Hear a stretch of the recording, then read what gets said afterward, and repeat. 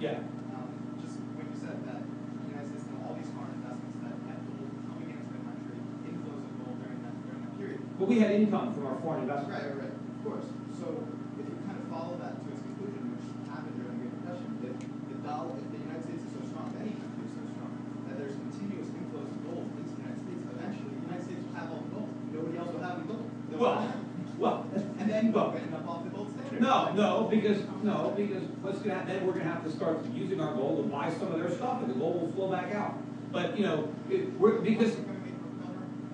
well, look, if the world ran out of gold, theoretically, right? Well, then we would just produce stuff for ourselves. If we're going to export something, the world has to pay for it, right? So it isn't a problem. The problem is the fiat standard. I mean, gold standards have worked historically for hundreds of years. I mean, the founding fathers did this. These were smart guys.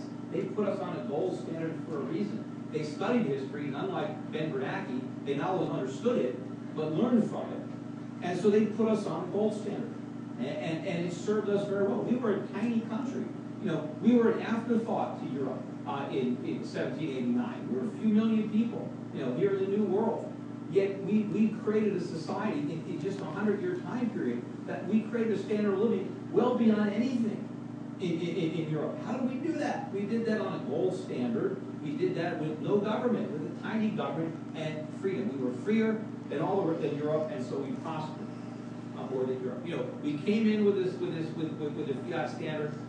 We started in 1913, but we didn't really go off it until 1971. Look at the disastrous result. Look at the collapse of the value of our money. Look at skyrocketing prices.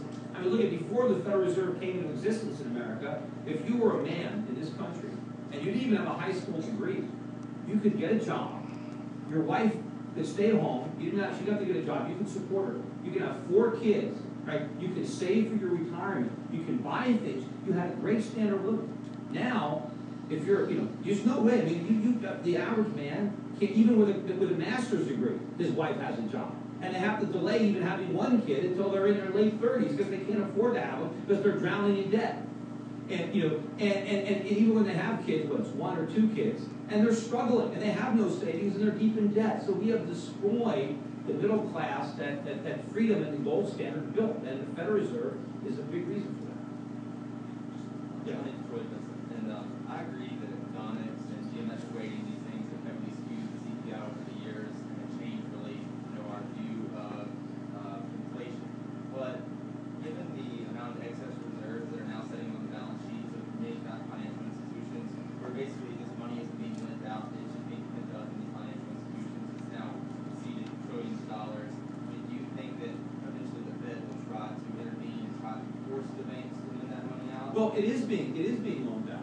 I mean, the banks are buying bonds, they're buying treasuries, they're buying mortgage-backed securities. So the money is being loaned out. The problem is it's not being loaned out in a productive manner. It's not being loaned out to entrepreneurs to make capital investments to grow the economy. It's financing trillion-dollar budget deficits. It's financing inflated housing prices. That is the problem. And yes, the way we measure inflation is all government propaganda. And again, just like Ben Bernanke denied there was a housing bubble, even though it should have been plain as day, now he denies there's inflation. But when the Boston Commission was convened, in the 1990s, they had a stated goal. According to that commission, the CPI overstated inflation, meaning that they thought the numbers were too high. So they were going to fix the problem. And they deliberately tried to find a way to get a lower number. See, it's not a conspiracy. That's what they did.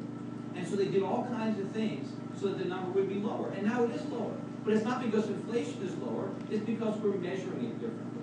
And of course, the Federal Reserve, all they like to look at is, the personal consumption expenditure index, which is the most irrelevant of all, because really what that measures is survival, not the cost of living. It's the cost of survival. Because there, if the price of steak goes up so much that you can't afford steak anymore, so you buy hamburger instead. But hamburger's also gotten a lot more expensive. But it's all you can afford. Even if the hamburger is more expensive than the steak you used to buy, the government's going to say, oh, that's a price cut. Because look, you're saving all this money, you should buy a hamburger.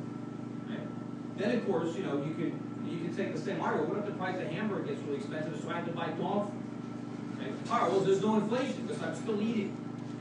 You're shaking your head, so maybe you think I got something wrong. I work for the Bureau of CPI actually. So. Yeah, but that's how they do it for the personal consumption expenditure. They do substitution. Oh yeah, because the example that you give about substituting steak or hamburger, actually there are different categories, BMI categories, different categories. So steak and hamburger wouldn't be the same. When there's a substitution, it would be. But they do substitute. But if the price of something goes up, they'll kick it out and they'll substitute something when the price didn't go up. I mean, the way we do is we have actually people go to stores. They actually go and look at the item. If the item is not there, they look for another item that goes into that category. I mean, if it fits that category, then the substitute. Yeah. But what about when you not? Because I often hear where the government is going to say, when the price went up, they're going to say, well, the quality went up. And so they're claiming that the price went down. But in my experience, most of the things I'm buying, I'm seeing the quality going down, where they're substituting cheaper ingredients, they're using lower quality inputs, they're shrinking the size, things like that, and then they're doing that instead of raising the price.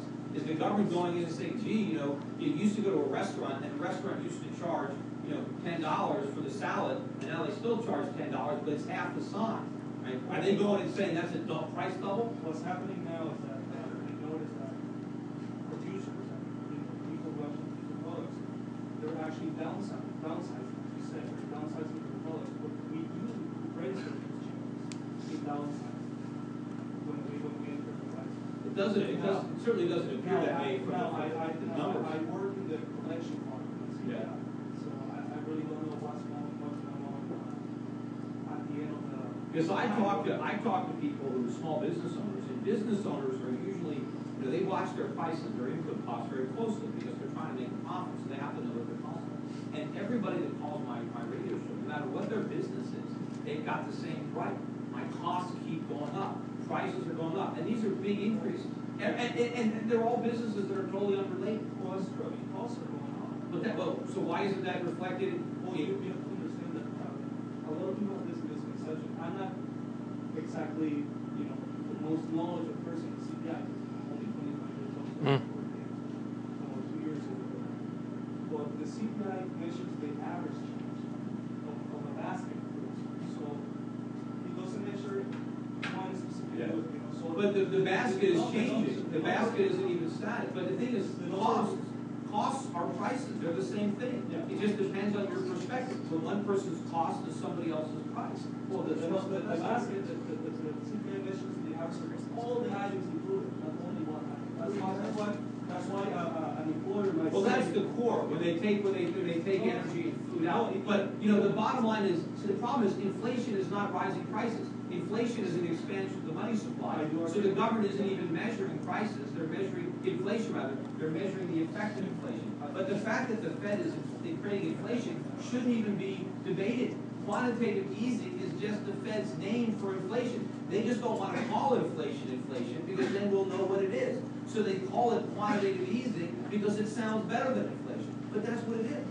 I'm not censoring